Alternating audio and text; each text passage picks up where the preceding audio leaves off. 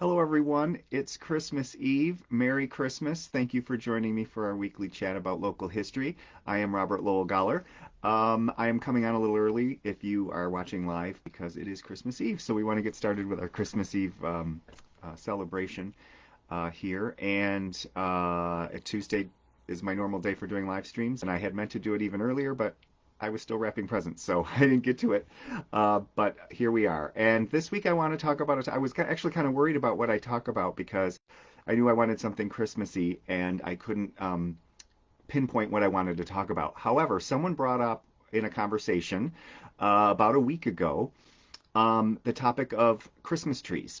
And I had said something about, we were talking about trees and the symbol of the Christmas tree and how important the Christmas tree is to our holiday celebrations. And I had mentioned that early settlers here in our community before the Civil War would not have had a Christmas tree in their house or as part of the celebration. And um, we were thinking about it and kind of realizing that, yeah, we know that the Christmas tree hasn't always been part of Christmas, but we kind of take it so for granted this in 2024 that we forget that there was a time when Christmas was not only the Christmas tree wasn't part of Christmas, but Christmas wasn't as big of a deal as it is today.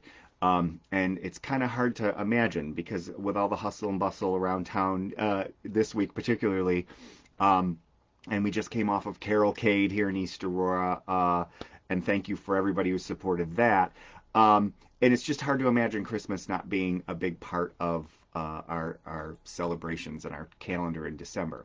But we were talking about the Christmas tree, and so I did a little digging into the newspaper archives to try to see when did the Christmas tree become a thing? When did it become a centerpiece of our Christmas celebrations?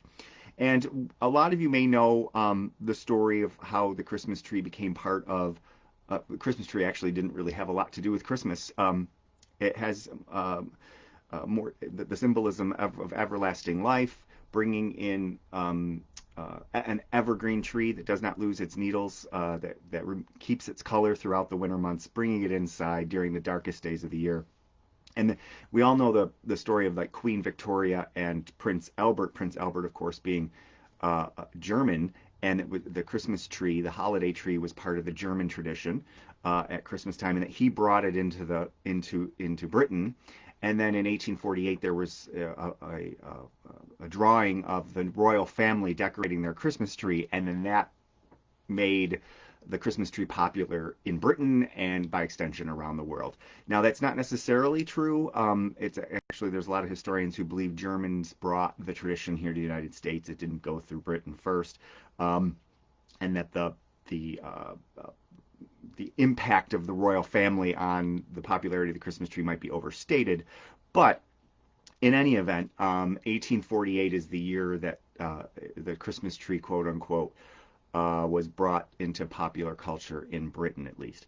Here in the United States, it may have been a little earlier through German immigrants. Now, here in East Aurora, in the Aurora area, we had a lot of German immigrants later, 1800s, and that seems to be when the Christmas tree became popular here. But even still, it's not as popular as it is. It wasn't as popular as it is today.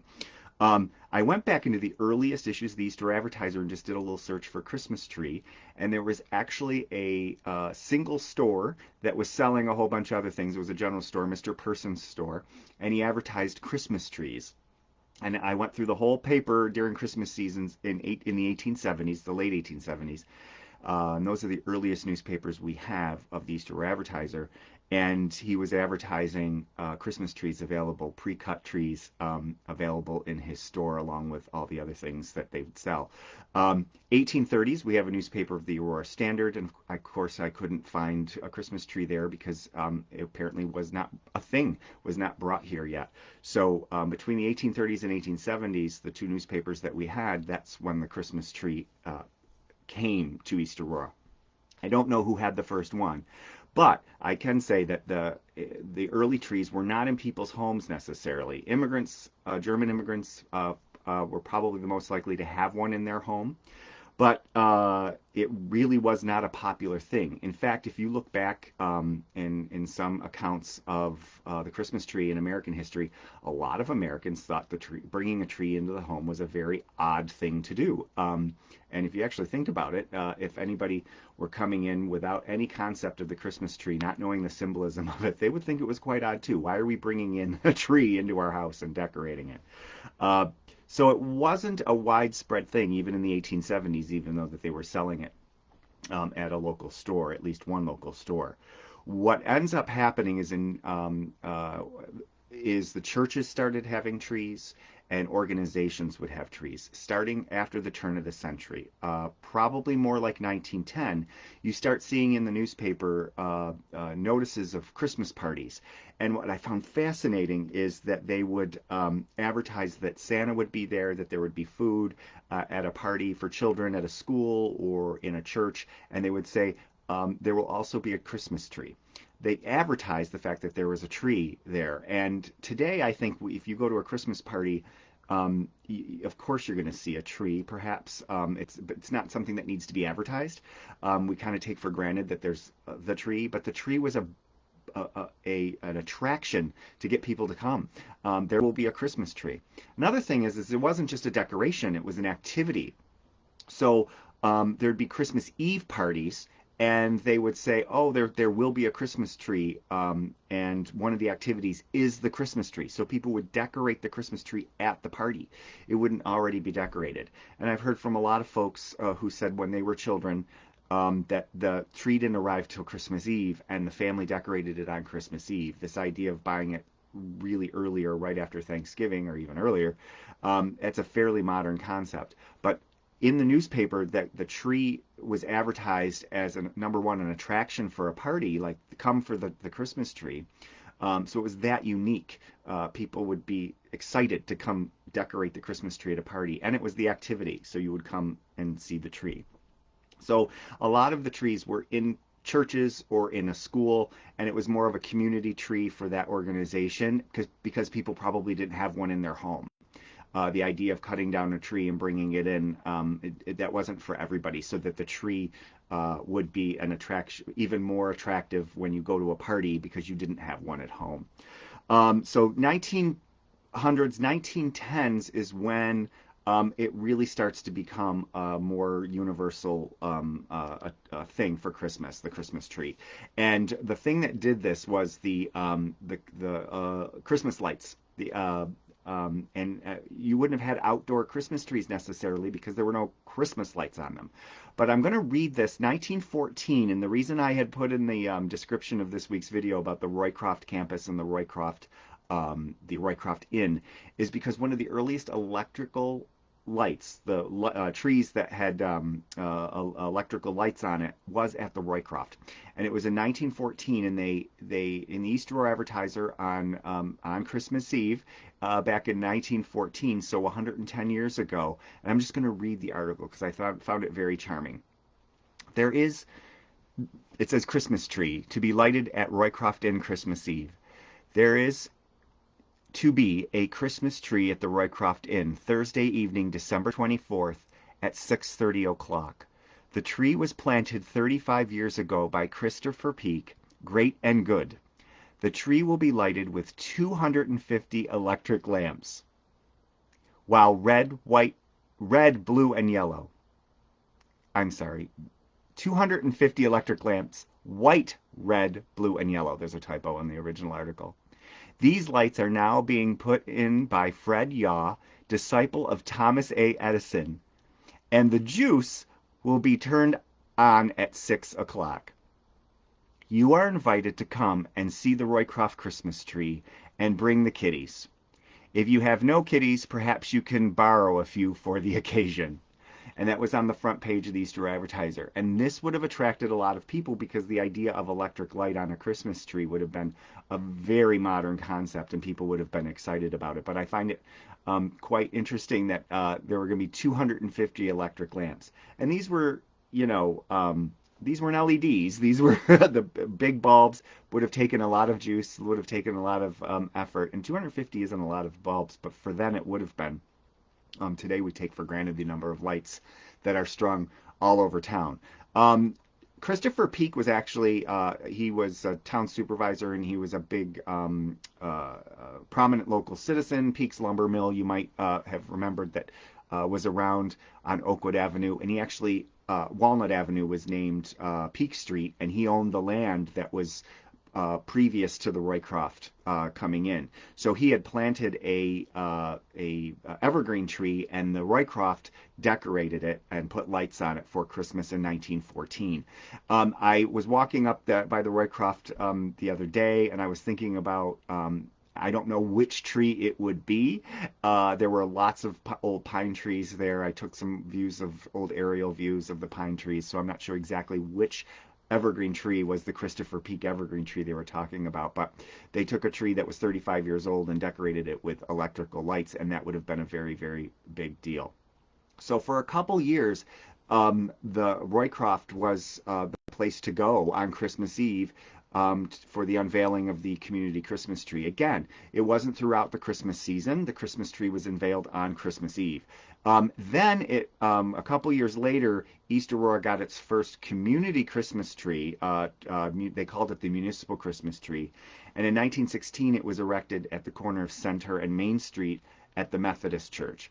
And they actually put lights on that tree as well, and they did Christmas caroling. It's one of the earliest I've done some research into Christmas caroling in our community, and it's one of the earliest community events of Christmas caroling. Now, Carolcade came around in 1973, but 1916, the community was gathering on Christmas Eve at the Methodist Church at the corner in the center of town, literally at Center Street, for the community Christmas tree, and that was there for a few years. So that was the 1910s. World War I comes along, and of course there was some efforts to conserve lights, Christmas lights, and trees, and money. And so people didn't necessarily do trees during the couple of years that we were involved in World War I. There were some contingency plans.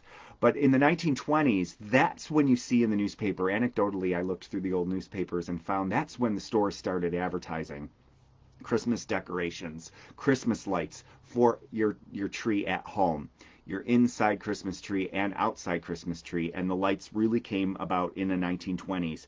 And that's when you really see it pick up. There was an interesting article in December of 1921 in the East Aurora Advertiser where they were saying there was someone who was worried that the Christmas tree was going to be a passing fad. That it would go by way of the Yule log, people burning the Yule log on Christmas Eve, and they some people were nervous that the Christmas tree was just a fad and was just going to go away. Number one, because of the cost. To cut an actual tree down and put it into your house cost a lot of money. And so they thought that it would just be a passing fad that people wouldn't do every year. Well, of course, now we know that wasn't the case. One of the other issues in the 1920s, too, was cutting down trees. And in fact, there were efforts to get people to stop. They were cutting just the tops of big. There were no Christmas tree farms, so they weren't growing trees that would fit in your house. So what people would do was cut the tops of evergreen trees off. And so you had all these evergreen trees around without the tops on. And there were conservationist groups that were saying we should not be doing that. Also, what was happening in the 1920s is a reforestation effort. We had cut down early settlers, and then when they were starting, there was a building boom in the 1800s, late 1800s and early 1900s, where all these houses were being built and all these lumber yards were popping up, and they were just taking trees down, pine trees and others. And so the Roycroft, I've talked about this before on some live streams and in some articles, the Roycroft had, and Albert Hubbard II was a big proponent of the reforestation effort. And they would plant tens of thousands of trees. And actually today on the hills outside of town, outside the village, we have trees and trees and trees, thanks to the efforts of the folks in 1920s. You look back at old photographs of before 1920s, and you can actually see buildings on the hills because there were no trees surrounding them. And today you can't really see some of the houses out in the town because there's so many trees, and that's thanks to the 1920s. Well, so that reforestation effort was happening at the same time that the Christmas tree was becoming popular, and so there was sort of they were butting heads, these two efforts. So and there was also in the 1920s an issue with gypsy moth. They were bringing in trees, and there was a disease and insects that were in trees, and these trees were being imported and transported around, and so there was a quarantine on Christmas trees at that time too. So that's probably what led to some people thinking that there would be that Christmas trees would be just a fad, but of course they're not.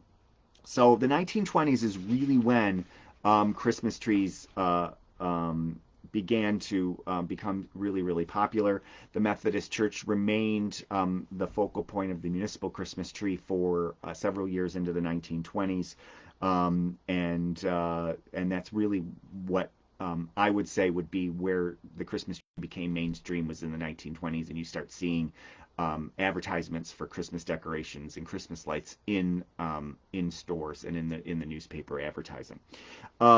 So we didn't really have, we had a tree on Christmas Eve, but World War II comes along, and there was also, again, the rationing, and people weren't, Christmas lights weren't being produced. They were using those efforts and the resources for the war. After World War II, there was an effort, again, to decorate. And Christmas decorations and the Christmas tree became more popular. And there were years in East Aurora where we didn't have Christmas decorations on Main Street. And they actually, in the early 1950s, there was an effort to bring back Christmas decorations, including, they started actually with the stringing the lights across Main Street, and a lot of people remember that. They used to have lights going across Main Street. Under the railroad overpass, there was actually a big 57-foot star that was on the Griggs and Ball building, which is Taste today, and the Gastropub, Griffin Gastropub building. They put a 57-foot star, and that was shared on social media, a picture of that a couple days ago. And then they, out of this effort in the 1950s, came a tree at the Circle. And I think the earliest I can find of a tree at the Circle was in I think 1953 or 52, and of course there wasn't even a Circle before 1936. The Circle became the Circle in 1936.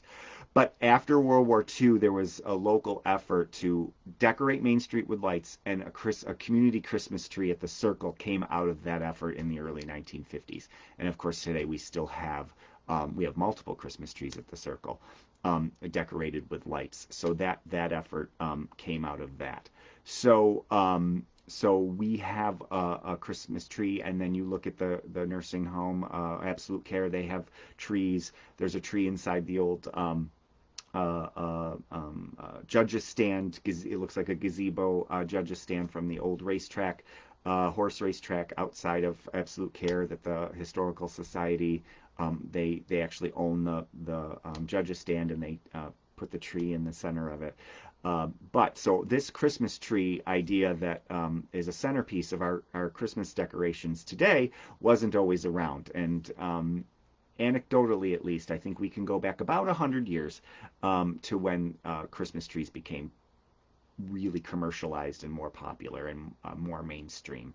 Before that, they would have been in people's houses and in churches, and not necessarily in people's houses. And I found it very interesting that today, decorating the tree isn't necessarily as if you were to go to a Christmas party and the hosts were asking you to decorate the tree, I don't know if you would have the same reaction as you would have 100 years ago, because that was an activity.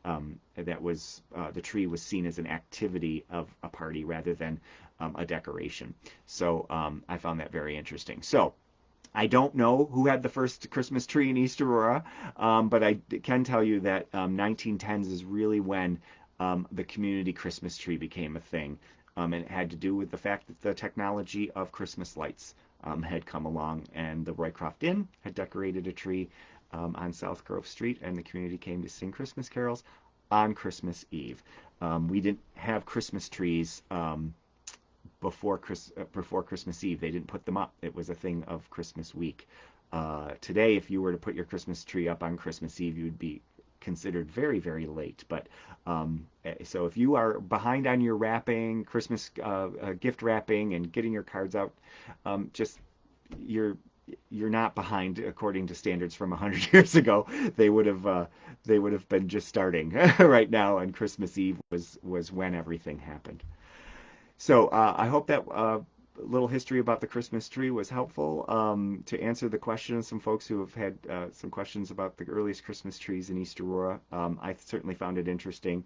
Probably will write a little bit about it. As some of you know, I am working on some book projects of the history of East Aurora, and I actually think I have enough to do a whole book on Christmas in East Aurora, history of Christmas. So I'm hoping maybe I can put something together like that for an upcoming Christmas. No promises, but there's a lot of material related to the history of Christmas in our community, which is quite fascinating, and the Christmas tree being one of them.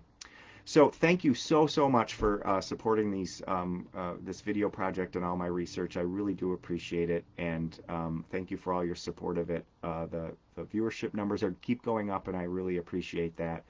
If you have any comments or questions or any topic ideas about local history, feel free to pop them in the comments or send me a private message. Again, I am Robert Lowell Goller. I am the town and village historian, but these videos and a lot of my research are not officially connected with my duties as town and village historian.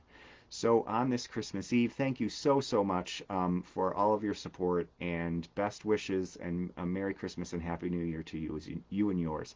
We'll see you next time.